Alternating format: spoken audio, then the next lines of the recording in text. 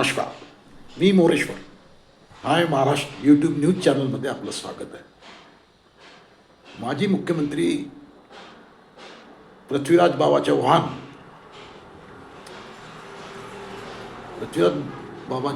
सध्या फारसे चर्चेत नव्हते. लोकसभेतील पराभवानंतर थोडे ते बाजूला पडल्यासारखे वाटत होते.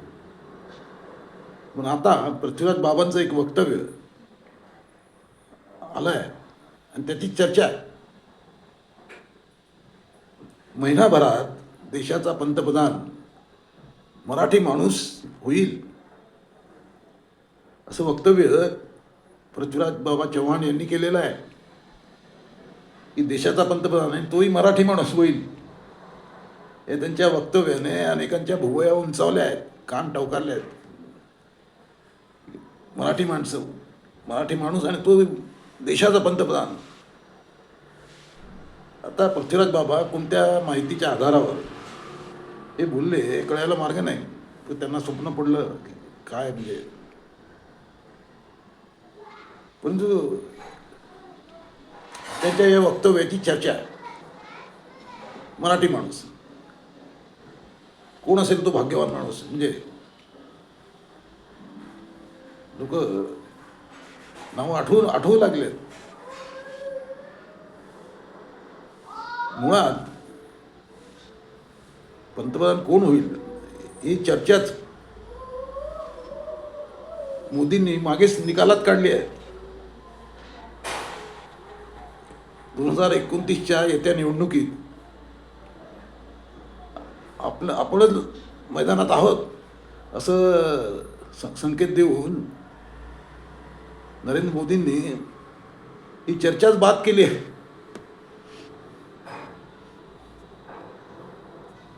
आता मोदी मैदानात आहे म्हटल्यावर मग विषय संपला, चर्चा गुंडाळली. नरेंद्र मोदी मागे 75 वर्षांचे झाले. 75व्या वर्षी रिटायर्ड व्हायचं असा एक संकेत आर एस एसच्या वर्तुळात आहे. आणि त्या हिशोबाने अनेकांना रिटायर केलं गेलं. त्यात लालकृष्ण अडवाणी हे मोठं नाव आहे. लालकृष्ण अडवाणी 75 वर्ष झाले तेव्हा त्यांना बाद केलं गेलं. मार्गदर्शक मंडळात टाकलं गेलं. त्यांच्यासोबत अजून दोघं तिघं. त्यामुळे 75 हे रिटायरमेंटचं वय आर एस एस वर्तुळामध्ये, आर एस एस परिवारामध्ये बांधलं गेलं आहे. त्यामुळे आता 75व्या वर्षात मोदी रिटायर होतील असं सर्वांनीच गृहीत धरून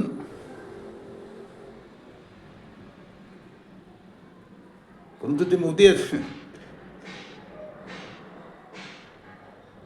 मोदींनी अनेकांना रिटायर केलं. ते स्वतः रिटायर व्हायचा विषय प्रश्नच नाही.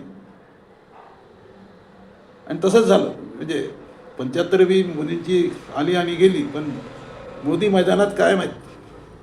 आणि आता त्यांचं टार्गेट 2029 आहे. 2029मध्ये ज्या निवडणुका होतील त्यात मोदीच्या नेतृत्वात त्या लढल्या जातील हे आता स्पष्ट झालं आहे. त्यामुळे मराठी माणूस पंतप्रधान होईल हे म्हणणं काही मनाला पटत नाही काही. आता प्रश्न हा आहे की मोदी जर तिथं आहेत तर दुसऱ्याचा प्रश्नच नाही. मोदी म्हणजे संघ परिवारातला, म्हणजे भाजपमधला सर्वात हायेस्ट माणूस म्हणजे नरेंद्र मोदी. मोदी जोपर्यंत आहेत, 29 नाही, 29 नंतरची जी निवडणूक आहे 5 वर्षांनी जी होईल त्यातही मोदीच असतील. तुम्ही लिहून ठेवा.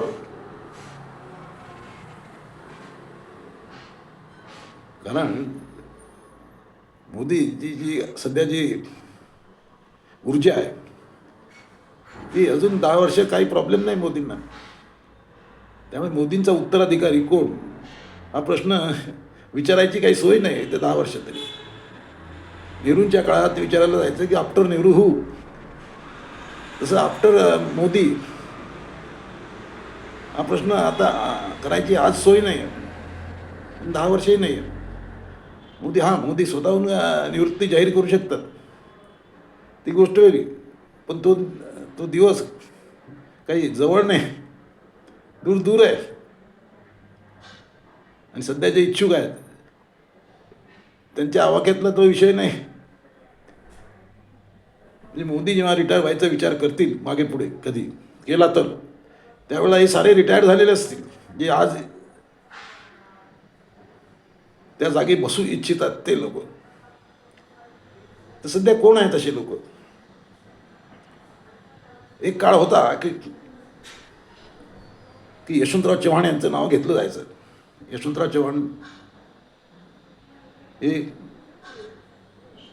त्या काळात काँग्रेसच्या परिवारात एक मोठं नाव होतं.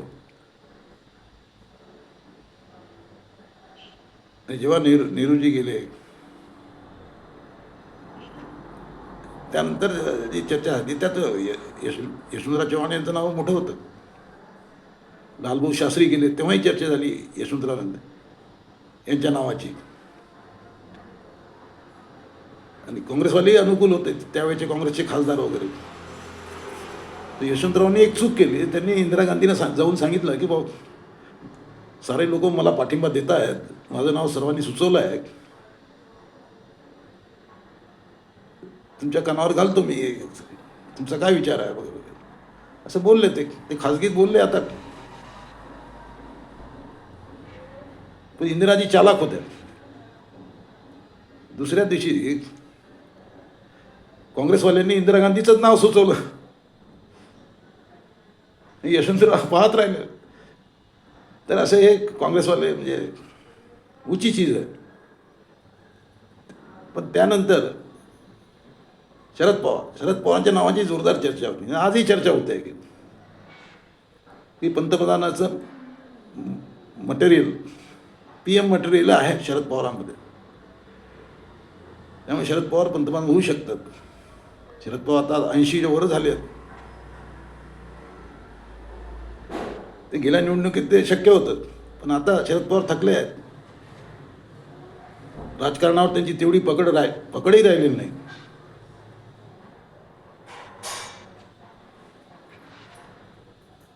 प्रमोद महाजन एक नाव होतं.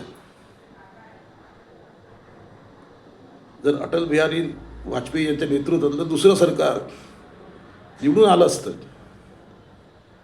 तर प्रमोद महाजन यांची उंची वाढली असती. पण तिथेच ब्रेक लागला आणि नंतर प्रमोद महाजन यांचा मध्येच निघून गेले प्रमोद महाजन. त्यामुळे ते सर्व त्यानंतर मध्यंतरी काय मराठी माणसाला काही म्हणजे पंतप्रधानपद म्हणजे काही विचार करायची सोय नव्हती. मराठी माणूस विचार करू लागला तो नितीन गडकरींच्या रूपाने. 2014च्या 2 वर्ष आधी, 2014च्या निवडणुकीच्या आधी. पण त्या काळात नरेंद्र मोदींनी एंट्री केली होती.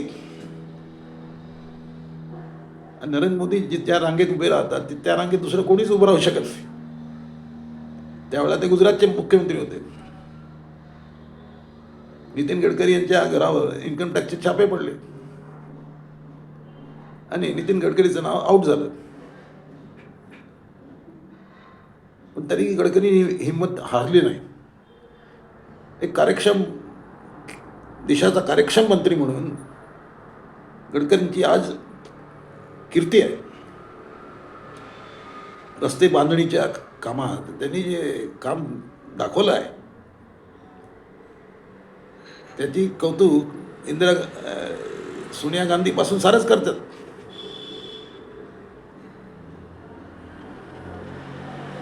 परंतु आता नितीन गडकरी हे नाव प्रत्येक वेळेला उसळते आणि मागे पडते. आता नितीन गडकरींच्या स्पर्धेमध्ये देवेंद्र फडणवीसही नकळत आले आहेत. म्हणजे तो महाराष्ट्रातला पुढारी घ्यायचा तर देवेंद्र फडणवीस यांचा विचार करावा लागेल.